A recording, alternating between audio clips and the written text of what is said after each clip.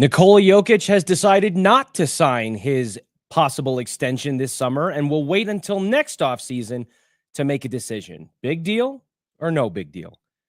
One of the bigger trades in recent Nuggets history has now become official, and the Avalanche made a sneaky good hire ahead of their 2025 campaign. This is your Denver Sports Daily for July 9th. The biggest stories, the latest news. It's Denver Sports Daily.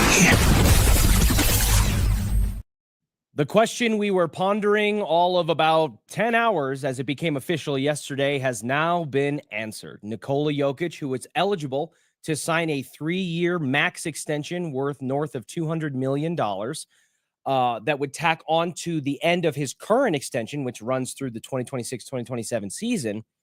He is opting not to sign that contract at this time because if he waits until next offseason, he is eligible for a 4-year extension, so another year added on with $80 million more in maximum possible revenue. So now the question, instead of asking, will he sign it? The question we're now asking is, what does it mean that he isn't signing it?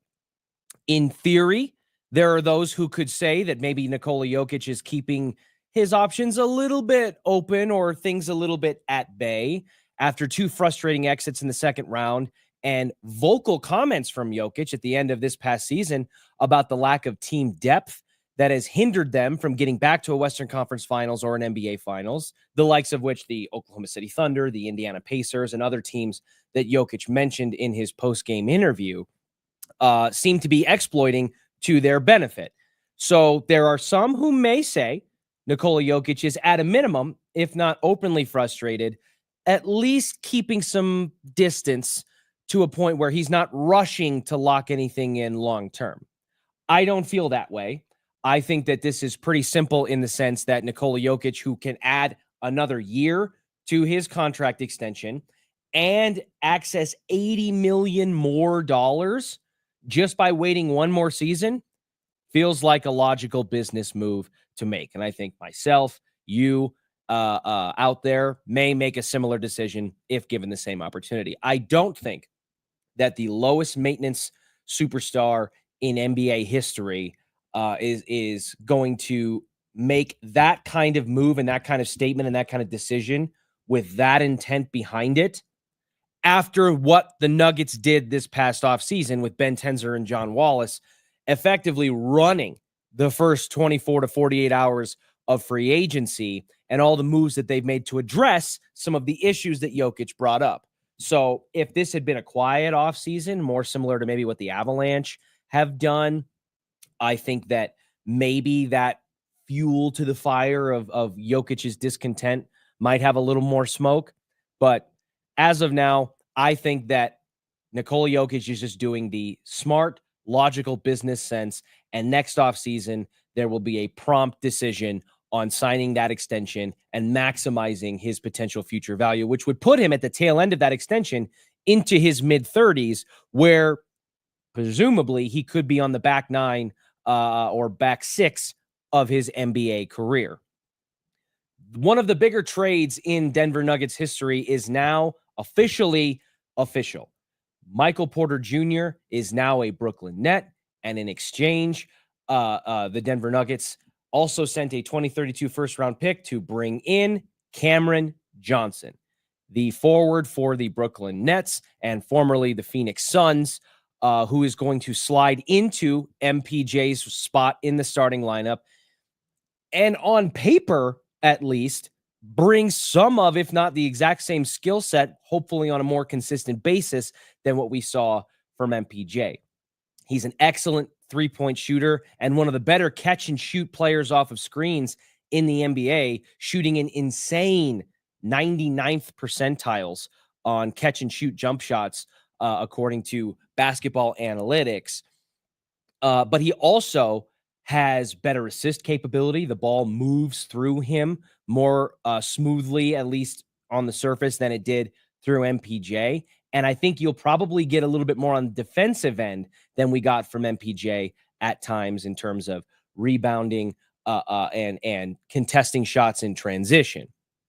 So now that this trade is official, it is one less question that the Nuggets have to answer among their two bigger trade acquisitions, one being Cam Johnson and the other Jonas Valanciunas, who spoke for the first time on the situation yesterday during an appearance overseas, and the ongoing interest battle between the Greek powerhouse basketball club Panathinaikos and the Denver Nuggets. And we're now getting into agents for each different entity, international and domestic, not communicating with each other. Jonas not communicating properly, potentially, and the Nuggets being maybe left in the dark about the intentions of the veteran big man.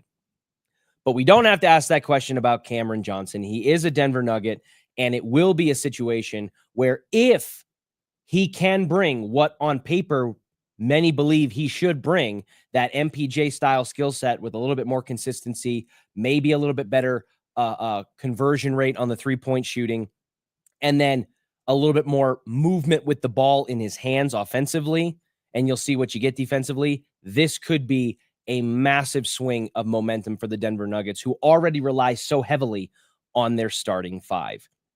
In the NHL, the Colorado Avalanche made a sneaky signing, and it has nothing to do with a player on the ice.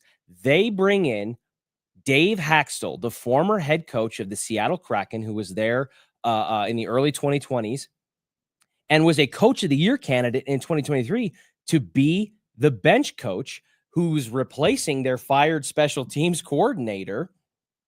And this move, usually you don't get crazy excited about assistant coaching hires in any professional sports league, but this one feels like something that could be a nice breath of fresh air for the Avalanche. It's obviously going to help shore up potentially some power play deficiencies that we saw unravel them in the series against the Dallas Stars. But I think, just like I said with the addition of Brent Burns, how I think this is a low risk, potentially high upside, high reward move where you get Brent Burns to be a third line defensive pairing alongside Sam Malinsky for 1 year, $1 million. He's veteran experience. He's gritty. He's tough. He has endurance. He's an Iron Man, even by NHL standards, playing in over 925 straight games.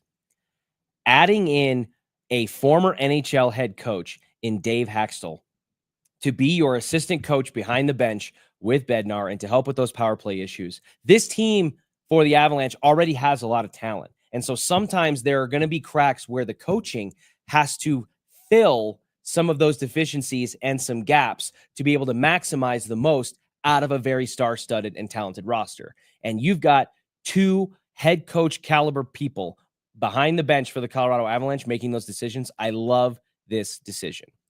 Thank you all so much for joining me today. This has been your Denver Sports Daily for July 9th.